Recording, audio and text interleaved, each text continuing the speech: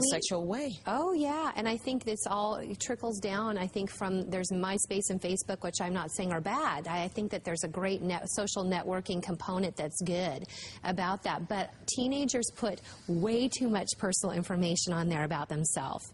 And they have ability to block. They have ability to not respond to strangers. There was something in the news about a 13-year-old meeting someone who was 25 or 30 and being raped and killed by someone that had posed on MySpace as well. So getting those phone messages and doing the flirting, and then it just gets out of hand, and they don't realize how dangerous it can be. That's another talk we need to have with our teens. Exactly. Setting healthy boundaries is really key in relationships. What do you suggest as far as boundaries, healthy boundaries for teenage girls? They have to think about it ahead of time. When you look at the brain of a teenager, the frontal lobe is not yet fully developed, and that is the part of us that can project into the future. Look at consequences and those type of decision making. You have to force a teenager through that process. So when you're talking about boundaries, they're in the here and now. They're in the I'm in love, these gaga feelings, and he's going to marry me and we're going to live happily ever after, and a picket fence, and a boy and a girl and a dog and a cat. This is not all girls, but there's some part of that fantasy that we still have, and so we need to project ahead with boundaries, because our bodies are like thermostats, like temperatures, and once you take a step, then the next step, it's very hard to go back to holding hands, for instance. And then same with the next relationship. And when they date the next boy, they don't start at the bottom. It goes quicker up the temperature line. And so it's very easy to get very quickly through these stages to the point that your boundaries have all been crossed.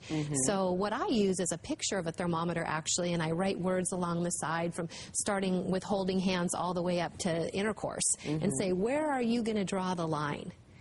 Because what they think is, well, if I love him, then, well, this is how old you are now, and how are you going to feel if you loved him and gave your heart and your body away, and then it didn't work out?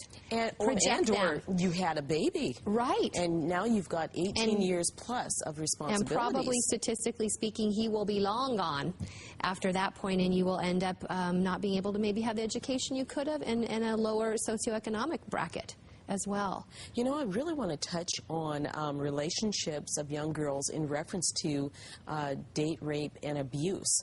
Abuse has come down the line now. Instead of just adults in their relationships being abusive, it's really reached our teens. It has. Date rape, violence in relationship is on the rise. Out of every 2 rapes, out of 2, 1 is a girl under age 18. So we do think of it as what you said, adult women and wives, but so half of the rapes are in our teenage girl relationships. And there's a whole teaching on red flags. And he must love me because he wants to know where I am every second. That is a bad sign. That's stalking. You know, he doesn't want me to have boys that are just my friends and spend time with my girlfriends. And so there's a teaching on that. That's isolation. Yes, it is. And all of these are signs of abusers. And that can be taught through a family line, and boys may have learned that through their fathers as well. And with the economic times right now, we're going to see a lot of stress in the families. It's going to trickle down to our teenagers as people lose their jobs, moms and dads struggling to not lose their houses. We see drinking on the rise, we see drugs on the rise, and we see domestic violence on the rise. And so that is going to trickle down effect into our teenagers and their relationships. So it really sounds like it would be advantageous to learn a variety of different ways to relieve stress. Because what you just mentioned, because of the recession, we will be under stress or more duress, and then we act out. And we self-medicate. We all have it, be it food, be it alcohol, be it sex. I mean, whatever it is, we're going to self-medicate as humans. We have some unhealthy coping skills that we grab a hold of right away. And I can say that exercise is still going to be one of the best things during this time, to walk, to go for a walk, to take deep breathing, join a fitness class, a stretching class, do some fun things with your girlfriends that are healthy. Go salsa. That's right. Or Zumba classes are really big right now. Okay. If you were going to share what you felt were really the most important points of what we discussed concerning teenage girl relationships, what would you say? What I tell girls and their moms is girlfriends are going to be there longer for you than the boy. They don't understand because they have such a deep relationship with that boyfriend, or so they think. But I encourage them, foster your girlfriend relationships. Make sure every weekend, if you're so compelled to get a date, make sure you also have a date with your girlfriends.